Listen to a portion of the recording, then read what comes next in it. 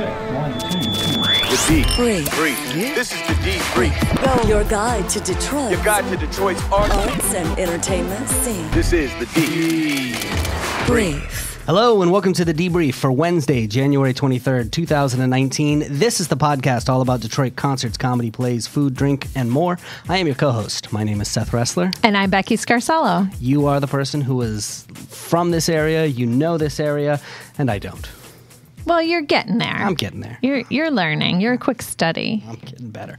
All right, look, let's talk about what we've got on today's show. First of all, there is a magic dragon coming to Detroit, and I'm excited about it. I love dragons. I am going to tell you where Valentine Distillery's products are showing up. Restaurants that you might not expect. We have a special guest who's going to call into the show, David Kiley of Encore, Michigan. This dude knows everything that's going on. He's about amazing. Theater everywhere in What did he Detroit. tell us? He goes to, 100 shows a year or something crazy. It's amazing. He knows about it. So we'll talk to him about all things theater in Detroit.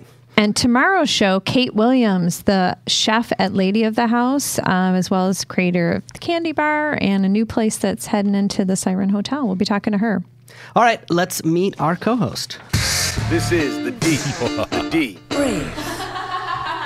We have back on the show again today, Sarey Ruden, the Hi, artist. guys. Hey. How are you? I'm great. So happy to be back. Great. So let's explain, in case anybody Yes. missed yesterday's episode. Basically, you are a graphic designer by trade. Yes. And you've been on these online dating apps because you've been dating, I've been single. right? And sometimes you get creepy messages from guys. Creepy, ugly, strange. Rude. Yeah, awful. All those words. Icky. All of them. Yep. And so you take these and you turn them into art.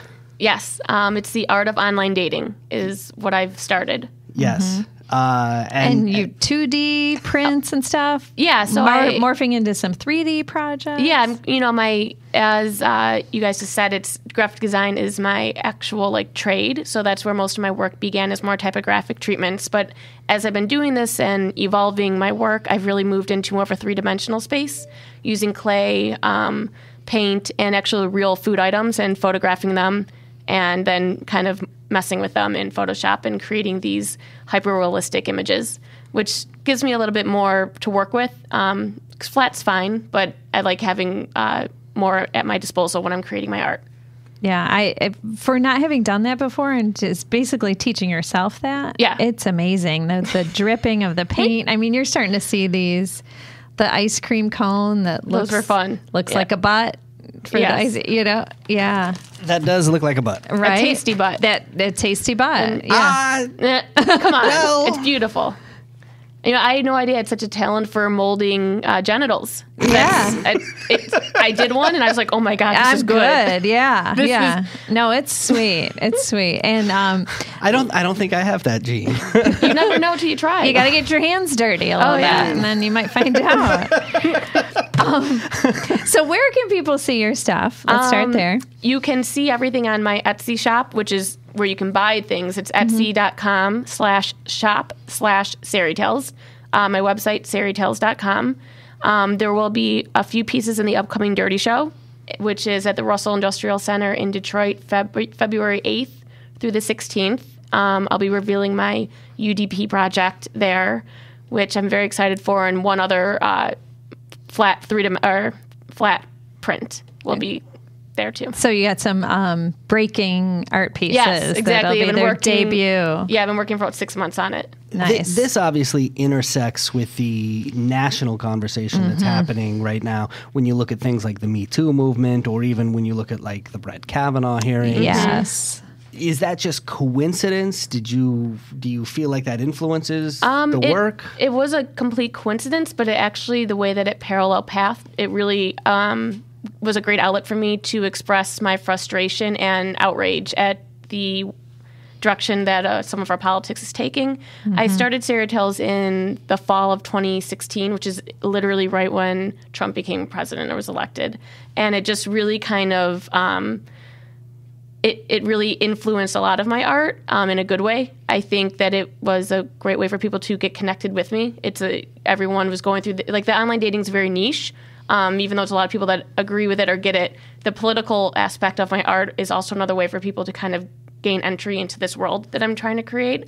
And unfortunately, everyone can relate to the political side. Whether you're for it or against it, you'll get a reaction. Right. And some of the things that online daters have said to you, like, I remember one post you had that you were too Jewish or freaky Jewish. It was something. Jewish girls are freaky, which is one of the nicer ones. There were some pretty disturbingly anti-Semitic comments. And that's just me saying my religion is Jewish. You know, in your profile, you can elect to show your religion. Yeah, it had nothing to do with how you behaved or what you said, just based on that. And so I think then that relates to the bigger conversation of people being marginalized just for being a different race. It's all connected. Yeah. This is what's so weird.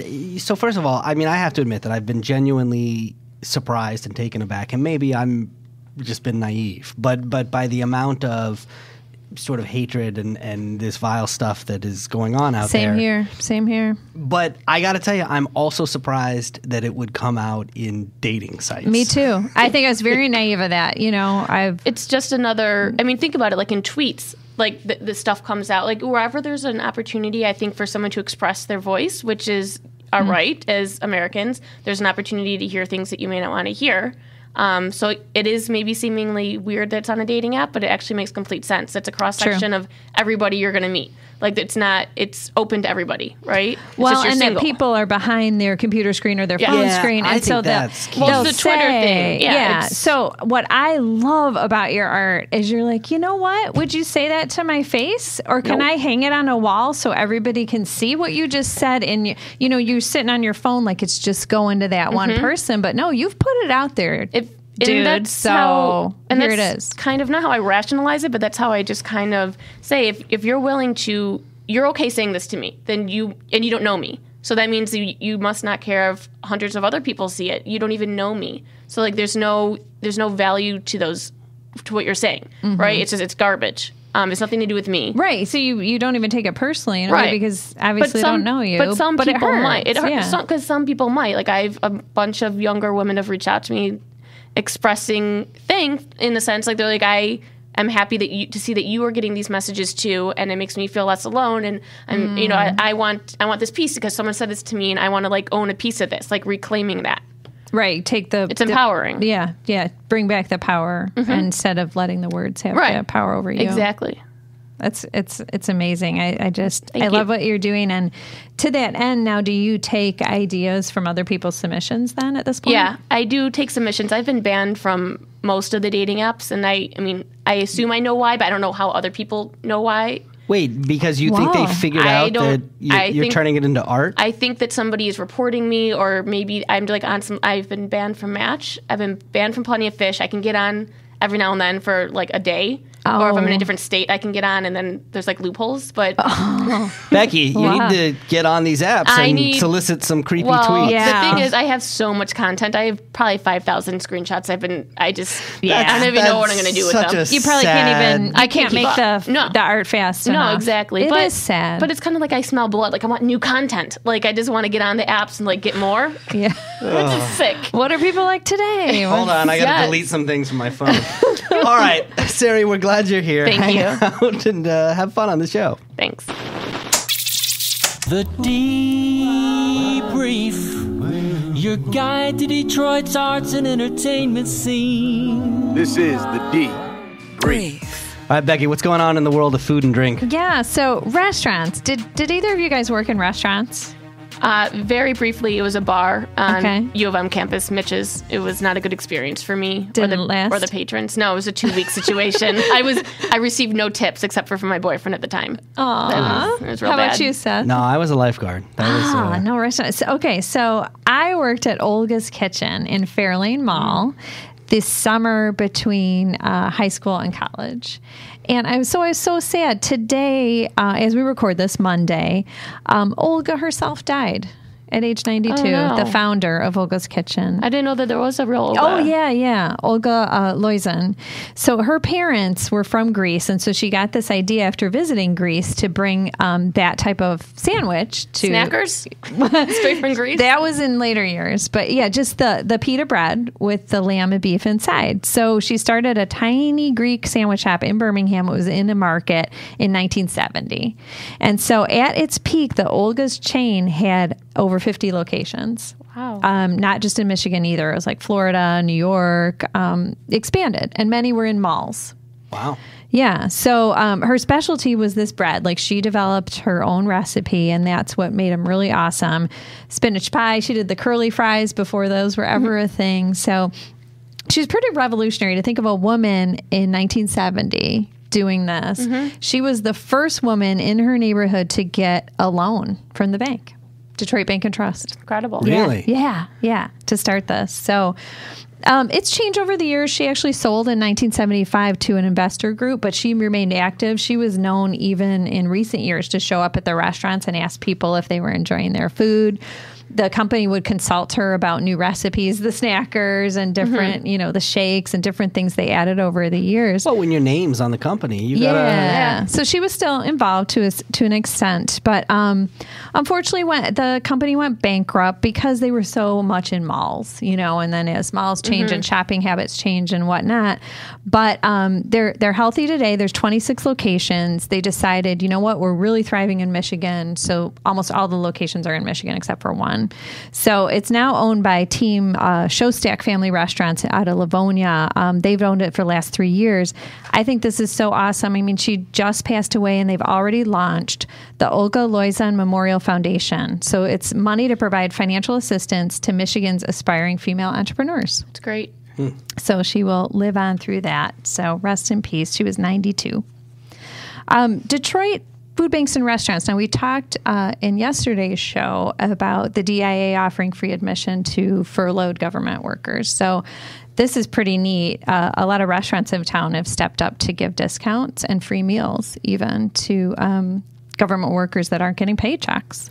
This is, I mean, this is so important because I just think this is so wrong. I mean, it is totally wrong. They're not getting paychecks. A lot of them are still being required to work. Yes. Which is crazy. I know. I know. And it's the longest ever partial government shutdown. With no end in sight. No end in sight. I mean, nobody's blinking. Yeah. So it's left close to 1 million government employees without paychecks. 1 million people. So here locally, if you are one of those employees, local food banks are getting free food boxes together for people in need. And then several restaurants around town. So, for instance, Union Joints that owns a couple of places up in Clarkston, but more locally, Vincetta Garage. You can get free mac and cheese on Mondays with your government ID. Downtown Louis, you can get free meals Monday through Thursday from 2 to 6 p.m. with your federal government ID. The Bobcat Bonnie's, there's 3 locations, $5 for everything on the menu.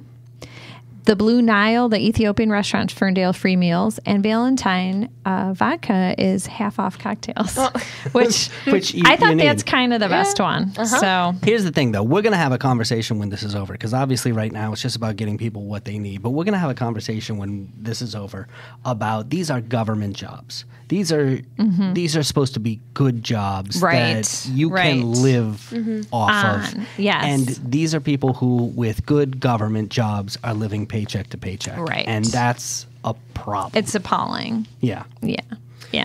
So, but speaking of Valentine Distillery, so they just got an Applebee's contract. Wait. They're going to be in Applebee's, 65 Applebee's restaurants. I know, but seems off-brand. Yeah, that's. But we had Ruffino on. Yeah, and this is Ruffino a Valentine. Quality product. I mean, this is high That's end. why he started it. Like, if I'm going to pay for a luxury product, it should be quality, manufactured with attention to detail. But remember when we had him on, he alluded to a big thing coming with restaurants. So this is it. And he says this really fits his mission, and why he started the business in the first place is to expose as many people as possible to high quality manufactured goods. So go into the masses at Applebee's. There are a lot of people at Applebee's. Yeah. So the Team Showstack Family Restaurants also owns Applebee's. Again. So, yeah.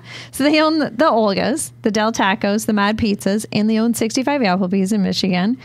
And so they're going to be serving Valentine vodka in their Moscow Mule and the Motown Mule, which uses the White Blossom vodka. And the bourbon gin and vodka is currently sold in 3,000 restaurants, across the country, Michigan and some in Canada. Valentine Distillery only has 13 employees. I had no. They just really. Yeah, they produce all this product, and now it's going to be in Applebee's and reach more of your people that are paying a little bit more reasonable price for meals. They might have to hire. I know. Maybe we should. Some of the government employees should look at Valentine. Yeah. So there's a new restaurant opening. I love this, that it's in a neighborhood. So we don't often talk about a restaurant that's not opening in downtown, midtown, Corktown, hot spot. But this place is the first restaurant in almost 20 years, a full-service restaurant in the Detroit's West Side neighborhood that's bound by Joy Road, Plymouth, Greenfield, Southfield Road, off of Southfield Freeway there. So it's called Fusion Flair Kitchen and Cocktails. And the chef and owner is Michelle Sykes. It's American and soul food. I was looking at the menu. It's like fried catfish. You've got remoulade sauces. You've got grilled pork chops. And shrimp cocktails and I grits. saw on there, too. Yep, some cocktails. Also vegan options. And she's open for lunch, brunch, and dinner. She recently graduated from OCC's, Oakland Community College culinary program. So I think it's really courageous because she's like, I wanted to bring quality food that I really care about to a neighborhood and hopefully spur more development in there. And that's the key, because she's going out on pretty a limb blind. there. Yeah. You know, because my girlfriend and I were talking about this, and my girlfriend was a little skeptical of the neighborhood. Yeah. So I love it. Let's hope that it works. Mm-hmm. And let's get her on the show. I think it'd be great to talk to her. Make that happen. Yeah. Michelle, if you're listening, you're open invitation. Fusion Flair Kitchen and Cocktails. Check it out on the West Side. This is the Deep Brave. All right, Becky, Sarey, from time to time, we like to have somebody call in and tell us about their area of expertise, because quite often they know more than we do. Most of the time. Well, let's say all the time. Let's just say all the time. They really do. Well, we have on the line a guy who has been on the show before, and he was so great. He knew so much about the Michigan theater scene that we said, we have to have this guy come back regularly. We got to find out what's going on, because there's a lot of exciting theater going on in the Metro Detroit area. So I want to welcome back the publisher and editor of EncoreMichigan.com. He's also the founder of the Michigan Celtic Repertory Company, David Kiley. David, thank you so much for joining us. Hey, thanks for having me. Oh, we're excited to have you back on because you are really in tune with everything that's going on in the theater scene. Let's start here. I know that there is a new show opening at the Tipping Point Theater in Northville. What do you know about this show? Well, it's last 5 years, and this is a show. It's been very popular, like in regional theaters. It had an off-Broadway run some time ago, and the reason it's popular, and it was made into a film as well. It's about two people, and they, in song, they kind of go back and forth about why their marriage broke up, and you kind of get it from each person's perspective. And there's two reasons theaters like to do it. One, it's only two actors, so it's cheap to do. But also, much more than that, it's a show that resonates with people in their 20s and 30s, because that's the age of these two characters.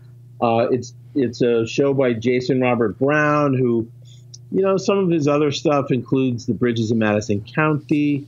So his music is very popular. His shows are popular. This is also a show the last 5 years that when I go to auditions or when I run auditions, there's almost always 5 or 6, 7, 8 people who sing songs from this show because again it resonates with young people much more than going to see Fiddler on the Roof or Camelot or Cabaret or something like that. The kids are into the heartbreak. That's what it is. Yeah, it's very relationship-y, if you will. Mm-hmm. And there's two very good actors, Angie Cain-Ferrante, it's interesting. I know her more as a director. In fact, she was stage manager, kind of assistant director on a play that I was in once, and so I know her mostly as a director. I'm going to be very interested to see her acting this time. And Nick Yoakum plays the man. Jamie is his character, and he's terrific. He's been in a lot of Tipping Point stuff. He's been in a lot of shows around Hereditary. He's very good. He has a very good voice too. And is that opening this week? It is. It opens January 24th and runs all the way to March 3rd at the Tipping Point in Northville. Okay, so you got a lot of chances to see it. Yeah. Perfect. And that's a good place to spend an evening out. It is, You know, go make Grab a some dinner. field trip out of it. Yeah, the whole thing. Let me ask you about another show that is opening, and this is I had a chance to sit down and interview them a couple weeks ago. The folks over at Detroit Rep who are putting on House of Poe Street.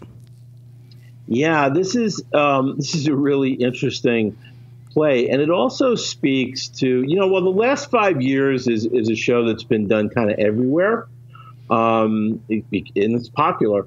This is sort of the opposite. This is actually a Michigan premiere of a new play, and it's very unusual. Kind of a little science fiction-y, a little fantasy. Some people would call it absurdist, and it's about twin sisters who are genetic scientists, and they live in a house that where Edgar Allan Poe is reported to have written The Raven, and they have an idea kind of passed on to them by their mother, who was a scientist, that the world would be a lot better, safer, more peaceful place if everybody was kind of feminized.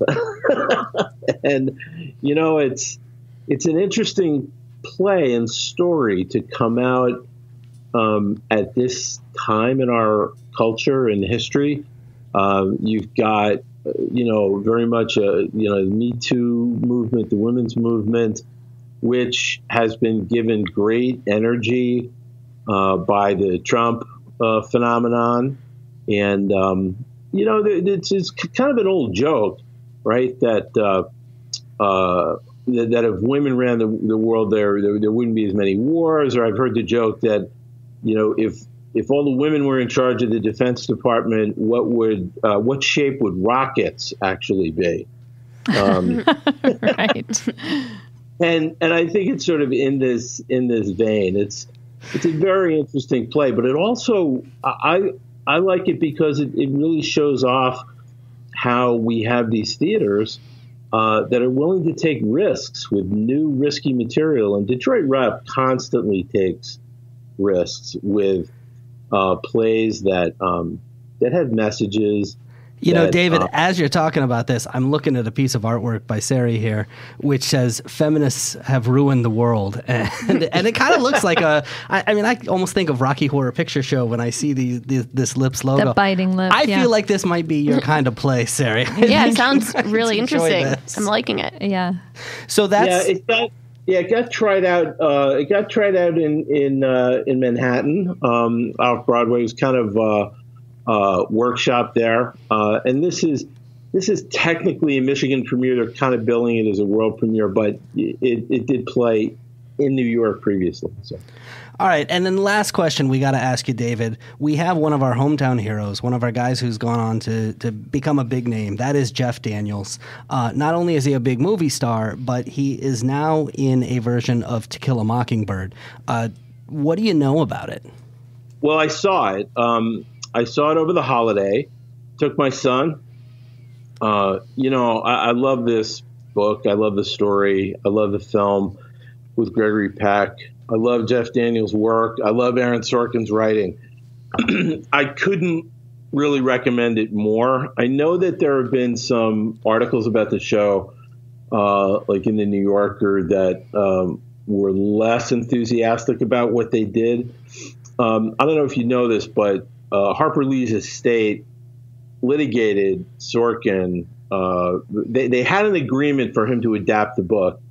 And then when they saw the script that he wrote, they litigated him and, kind of held up the production.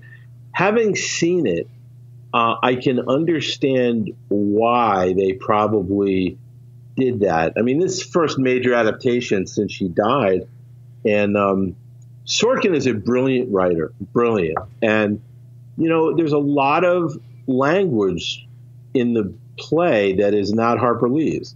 It is not a play version of the movie. Are they walking and talking a lot? What's happening? Well, I mean, because that's his signature move, right? I'm a huge Aaron Sorkin fan. He did The West Wing and Sports Night. Yeah. But they're always walking. Right. That's more what you can do on screen. The show is told in remembrance. The two kids are older and they're kind of telling the story in reverse. I should point out, too, that Celia Keenan-Bolger, she's a U of M grad. She plays Scout, and she's wonderful. But there's a lot of there are lines in the play that are Sorkinisms that I've heard in West Wing, and I've heard it. He does have a reputation of plagiarizing himself. Right. He does. He does a little bit, But, the writing is so good that I personally, I don't believe that you can really plagiarize yourself. That's just one of those things as a writer. No, but you can go onto YouTube and you can look up supercuts of West Wing lines that also appered in Sports Night. Sure. But you're just using your same catchphrases. Yeah. No, it's actually, there are things that Jeff's character says that I heard out of Jed Bartlett in the West Wing. Does Boo Radley say you can't handle the truth? Is that? Yeah, it's a little bit of a wink and a nod, but I'll tell you this. Sorkin is such a good writer that he took Harper Lee's story, and he's honest to the story, but he had to build his own play, his own language, because he couldn't just pull dialogue and language out of the book and put it on stage.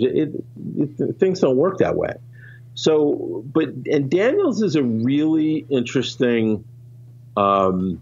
He's a really interesting character. He doesn't play it like Gregory Peck. Gregory Peck is much more. Trying to think of a good word. Peck is almost in the movie there's a regality, not a regality, but he's so forthright and so rock-ribbed. Daniels plays it a little more confused about what the right thing is to do, how to defend this, this wrongfully accused guy. Is his only job to get him off, or is his job to get the truth out?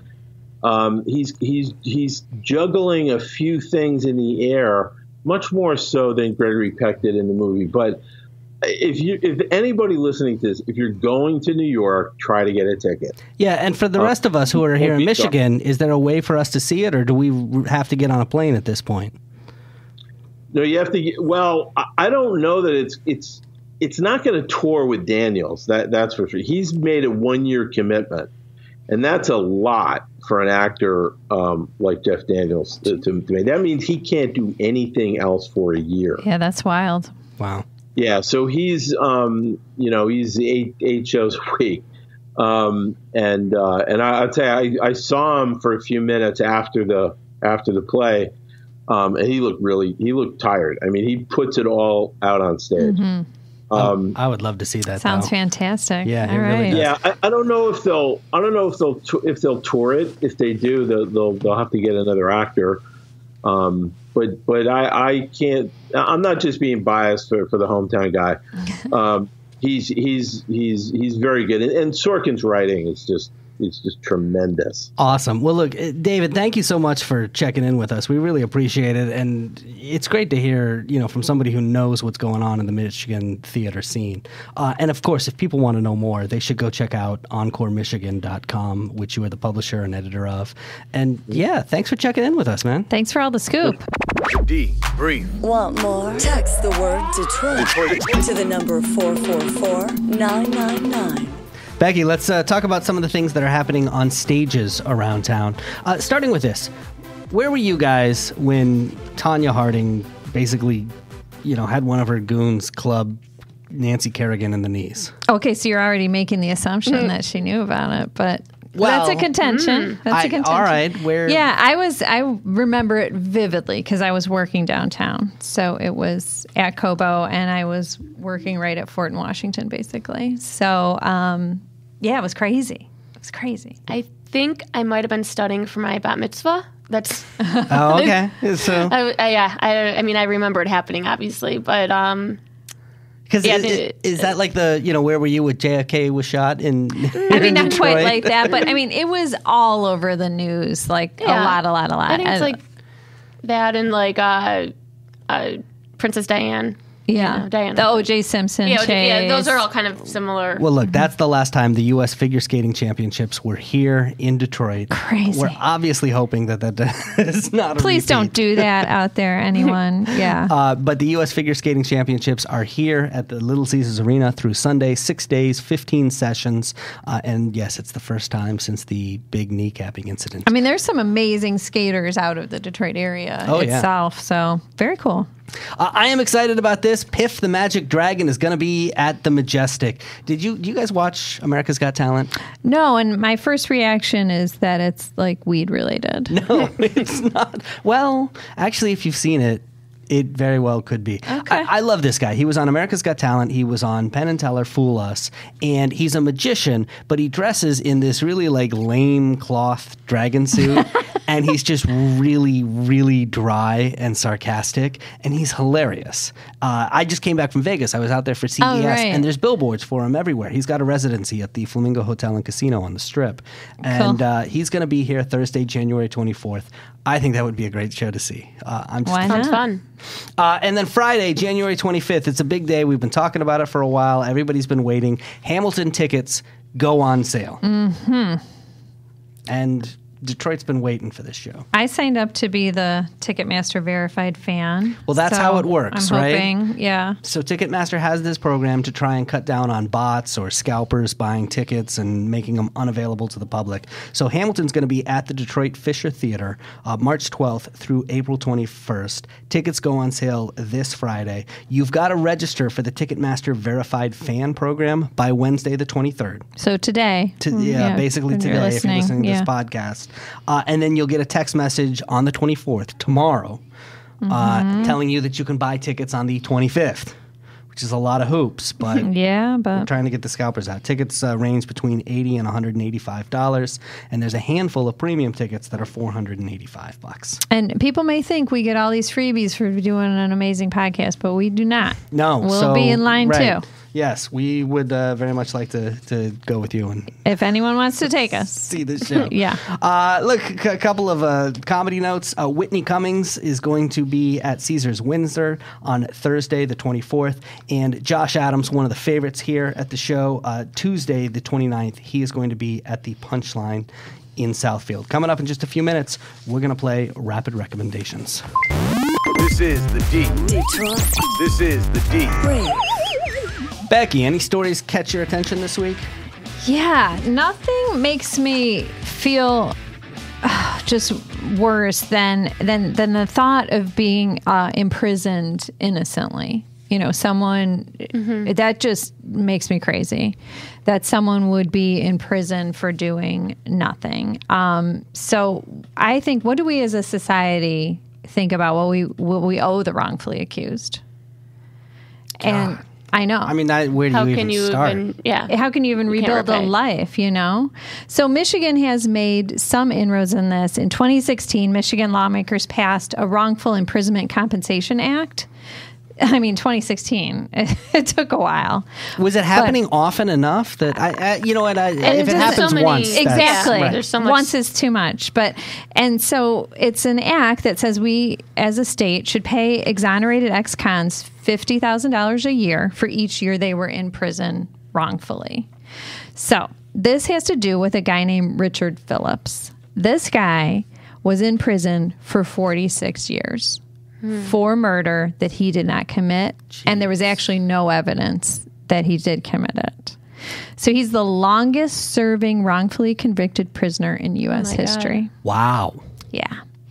He was sent to prison based on just some hearsay of a victim's relative. And he didn't even know them, didn't even know the person that also participated in committing the murder. So in the 60s? I think it was, he got out in March 2018 at age 72, and he had served for 46 years. Too much math. Yeah, 70s, yeah. So in 2010, his co-defendant admitted that he and a different man had killed the victim. And then a new trial didn't even happen until 2017. And then he didn't even get out till March 2018. 72 years old.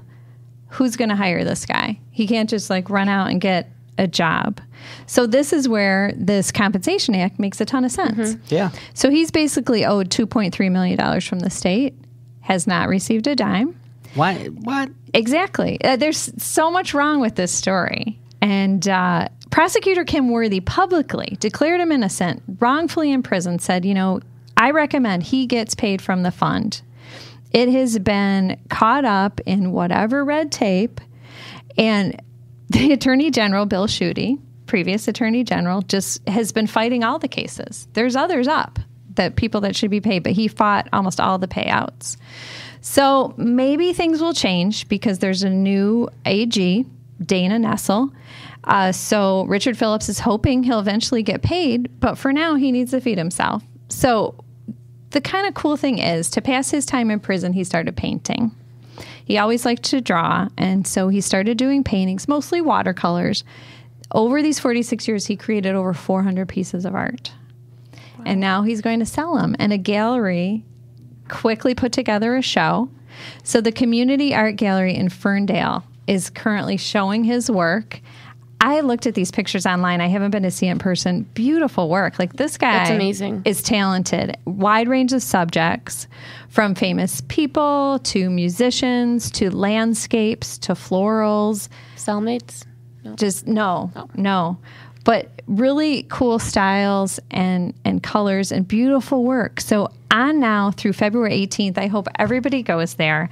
It's at the Level 1 Bank on Woodward near 9 Mile. They always have art exhibits there at their Community Art Gallery. They put together this show. So for the next few weeks, he's selling his art. That's and incredible. You can, help this guy. Sarey, let me ask you if you were to give any advice. To an artist who's starting out and trying to get their work seen and get it out in front of people. I would say you never know if you don't ask. Even if it seems like the longest long shot ever, send an email. It's so easy now. Email, Instagram. I'm constantly on Instagram messaging different accounts, and lots of times people respond. Yeah. You're never going to know. You found that with the interview you did. Yeah. All right. Yeah. But this is what I made me think of you, Sarey, because you turn the ugly into beautiful. That's exactly what Richard Phillips said. He said he still has hope. He's not bitter. And his paintings represent to him that he was willing to do something to preserve his dignity while he was in prison. And here's his quote: "Something beautiful can come from something ugly." It gives you chills, right? Yeah. It's that cathartic, like an alchemy of this ugly into art. This is the deep. Detroit. This is the deep. Brief. All right, then. There it is. That's a show. It's good stuff. Look, don't forget, we mention a lot of things on this show. If you want links to the things that we talk about, all you have to do is go to our website, thedebriefdetroit.com, and sign up for the email list. We will send you links to everything that we talk about. Alternatively, you can text the word Detroit to 444-999 to sign up. All right, thank you to our call-in guest, David Kiley of Encore, Michigan. Sarey, before you get out of here, we got one more thing for you to do. Are you ready? I'm ready. A little game. Here's how it works. We're going to ask you for a series of rapid-fire recommendations. Just tell us the first thing that comes to your mind. If you could create your own line of Detroit t-shirts, and I know you've thought about it, what would the slogan on them be? Dirty in the D. I like it. There you go. Yeah, why? I think it just speaks to the grittiness that a lot of Detroiters and the Metro Detroit area have, and it's kind of scrappy. Mm-hmm. Do you have a favorite hidden gem in Detroit? Something that maybe not a lot of people know about, but should? I don't know if it's so hidden anymore, but I live close to Noble Fish in Clawson. Yes. And that's my... Do you really? I used to live like a block from there in that apartment complex. I'm about a mile away, but Okay. I make a point to bike there at least once a week when it's nice out and pick up some Clawson sushi. is happening. Yeah. There's a lot going on. Favorite place. Nice. How about a place to buy unique gifts that you would recommend? I hate even saying again in Clawson, but Leanne and Lulu's. They have a lot of cute little novelty, locally made gifts and handmade items. Okay, so obviously you've been on a lot of dating apps. I assume you've been on a lot of dates. Right. So where in the metro area is your favorite place to go on a romantic date? I think it's maybe I went on a date a few years ago in Holiday Market in Royal Oak. Above, they do cooking lessons, like on the second floor, and it was romantic, but not in a weird, creepy. Like a romantic first date, I think is weird, but like something that you do together that is intimate but not sexual, but like cooking and learning, I think that's romantic. That's awesome. I took the knife skills class just by myself. I didn't have it. Is it romantic? No, but that would be a perfect place for a date. In fact, I was just looking because I was in Holiday Market the other day, and they've got classes that they're saying is date classes. Even my son took classes there as a young teen. That's a good call. If you could have lunch with any Detroiter, dead or alive, who would it be and why? I would say Jack White. Ooh. Why? I just think he's an incredible musician, and I think that he'd probably have a lot of interesting insight on things. All right. Yeah, you did a great job. Nice job. It's not so hard. Look, Sarey Ruden, where can people see your artwork coming up? What events you got going on? I'm participating in an event in San Francisco this March 7th through 10th. It's a presentation called Nevertheless. It's a performance, actually. And there's an art gallery portion where I will have art along with 9 other talented artists promoting gender equality. And it's really highlighting a lot of the gender-based sexual harassment that women face via catcalls and online dating and just in life. So that's the program's called Nevertheless, and you can get your tickets at zspace.org/nevertheless. Tell all our California friends to check that out. California's in San Francisco. This sounds amazing, and I hope we can bring something like this to Detroit. We've got the talent here, so I hope they start taking this around. I think they did it last year, and it was really incredibly successful. This is our second year doing it, and I think they're going to start traveling. They're great, so that would be amazing. And online, they can find you as well? Yep, online at etsy.com/shop/SareyTales. And you can just follow me on Instagram at SareyTales for art and stories there. And let's spell that so that everybody gets it right. SareyTales. I love the name, by the way. It's Thank you. Fairy tales, scary tales. It's all those things. Yes. And of course, we can see you at the Dirty Show. So, and tickets do sell out for the Dirty Show in advance. So check that out if you're interested. Go to get a ticket. DirtyDetroit.com. Get your tickets now. All right, Sarey. Thank you so much for being on the show today. Yeah, it was great. Thanks. Until next time, Detroit's moving. Keep up. The Debrief. Your guide to Detroit's arts and entertainment scene.